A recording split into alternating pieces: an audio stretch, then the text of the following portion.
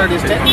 గౌరవ కలెక్టర్ గారు, గౌరవ ఫుడ్ సేఫ్టీ కమిషనర్ గారి ఆదేశాల మేరకు రాజరాజపేట, న్యూ రాజరాజపేట ఏరియాలో లిమిటెడ్గా ఉన్నందువల్ల అక్కడి నుంచి 1.5 కిలోమీటర్ రేడియస్లో ఈ ఫుడ్ ఎస్టాబ్లిష్మెంట్స్ అంటే హోటల్స్, టిఫిన్ సెంటర్స్, ఈ నాన్ వెజ్ అమ్మకాలు, ఈ ఫుడ్ స్టాల్స్ వీటిని అమ్మకుండా చర్యలు తీసుకోమని చెప్పడం జరిగింది.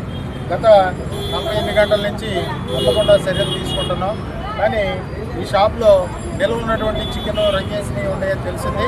ఓపెన్ చేసి చూస్తే సుమారు 30 కిలోల ఈ ప్రాసెస్ చేసిన చికెన్ ఉన్నది, ఫ్రిడ్జ్లో ఉన్నది, కొంచెం 2-3 రోజులు దాటి ఉన్నటువంటి దాన్ని కనుగొనడం జరిగింది. దాన్ని మొత్తం డిస్ట్రాయ్ చేసేసి మున్సిపల్ అధికారుల ఆధ్వర్యంలో మీడియేటర్ నామా కండక్ట్ చేసి అండర్ సెక్షన్ 58 కింద కేసు నమోదు చేయడం జరుగుతుంది.